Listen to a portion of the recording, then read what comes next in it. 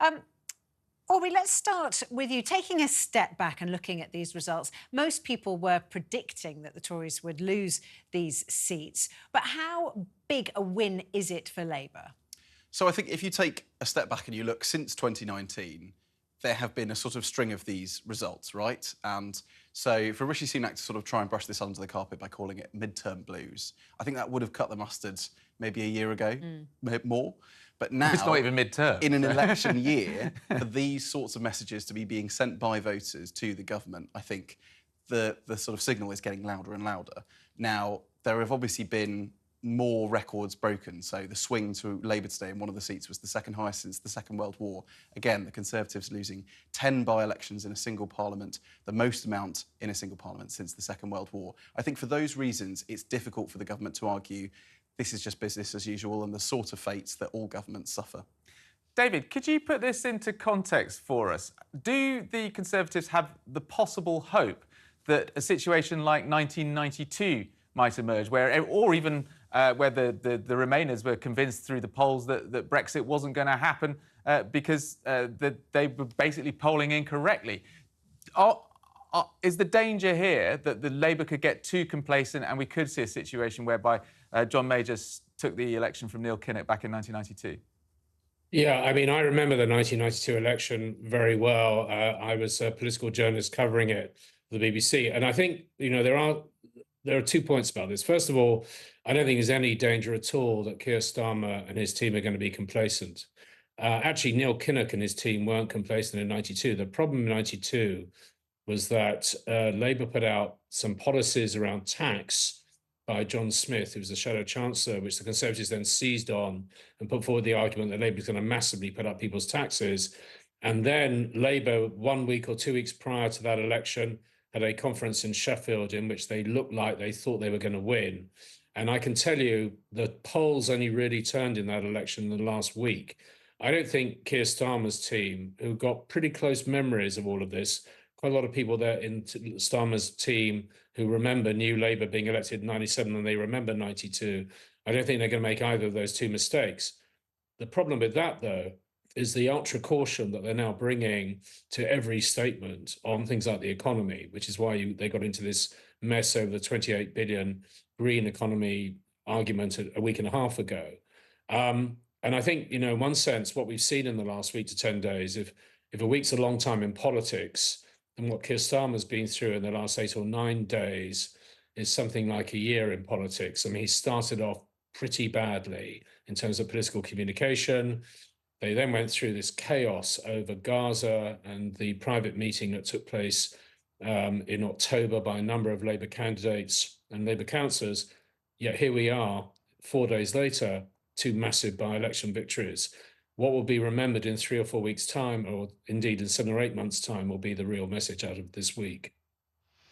And Aubrey, it's interesting that, isn't it? It's exactly the way you were saying. This is not midterm. So, in fact, whilst we are sitting here saying this is big news, this is the 10th by-election loss for the Conservatives, actually, is it big news? Because people have been saying for a long time that Labour are on course for a general election victory. This is sort of telling us what we were assuming anyway. I think that's right, although, again, naturally towards an election, you would expect the polls, the national opinion polls, to narrow further. And I almost think it's quite impressive that Labour have managed to sustain the momentum that they've built up over the last year and a half, stretching back to nearly 2 years. That is probably going to continue as well, not necessarily making predictions, but come the local elections in May, the Conservatives 4 years ago, which they're being measured against, did very well. That was at the sort of height, if you like, of Boris Johnson's popularity. It was amidst the sort of vaccine rollout. There was the gradual unlocking from COVID. He was soaring in the opinion polls. So when all of those councillors are up for re-election this time in May, I suspect it'll be another sort of blow, if you like, to the narrative that Rishi Sunak is trying to create, which is, we're not headed for terminal decline and there is a path out of this. I think activists will feel that the mood is increasingly bleak. Yeah. David, I'm interested in these two new MPs. They're both quite interesting characters. Looking at the new MP, Damen Eagan in Kingswood, he was the mayor of Lewisham, Aubrey's home turf there. But I'm particularly interested that after all, as you were referencing, all the controversy this week about Rochdale and about what those Labour MPs, the anti-Semitism, this MP is a newly converted to Judaism from being a Catholic because he was getting married to his Israeli husband. So that's quite an interesting comparison with the news from earlier on this week. You know what's interesting is I know quite a lot of the Labour parliamentary candidates have been selected in the last year or so. And what's really odd about what's happened in the last 10 days is the level of scrutiny that Labour's been applying to the top 100, 150 seats they could win, to the parliamentary candidates in those seats, has been incredibly intensive. And actually, they are a very, very generally impressive group of people. If Labour win and they get these people into Parliament, it's going to be a very impressive PLP. And I think, I don't know this particular parliamentary candidate. I don't know either of them personally, but they seem pretty good, pretty tough. Of course, in his particular seat, that seat's going through massive boundary changes. So we'll see where he stands actually in the next election. But the very fact that, we are living in a modern society in which a gay couple, you can talk about it quite easily. That would have been inconceivable 20 years ago, that he's marrying his husband, that he's converted from Catholicism to Judaism. This is all part of modern life, and it's a very good thing. It's a great thing.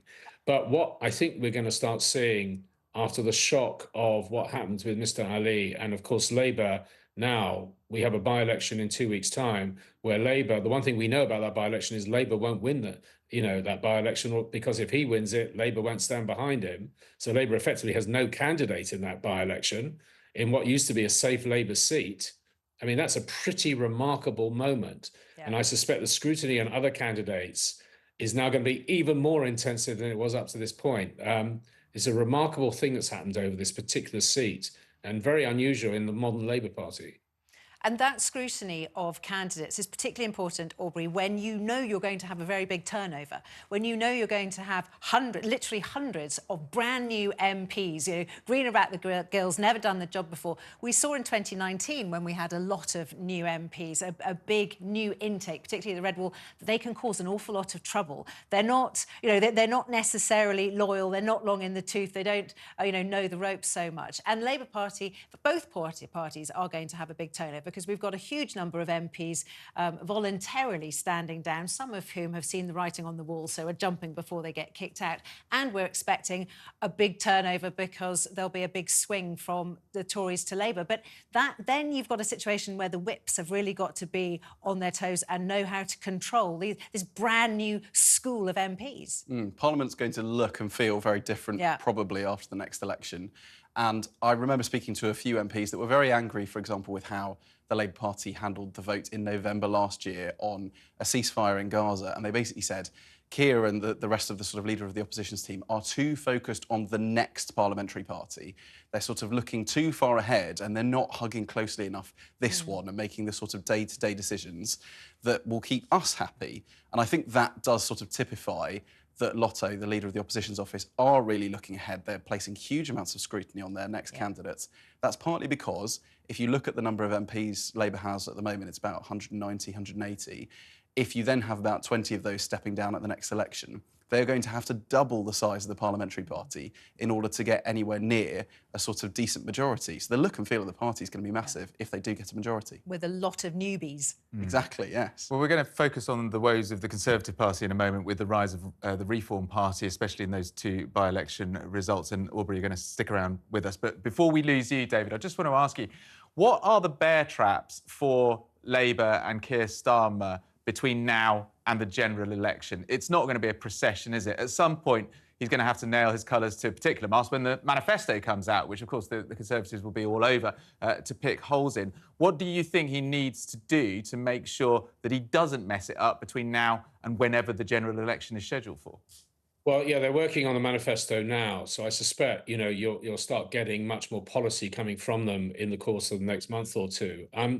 I think, you know, there are question marks about the management of the party. I think actually what's happened in the last week and a half about, you know, when they're taken by surprise. Neil Kinnock gave a speech last Monday, former Labour leader, when he talks about this not necessarily being the most politically adept lotto, as Aubrey referred to it.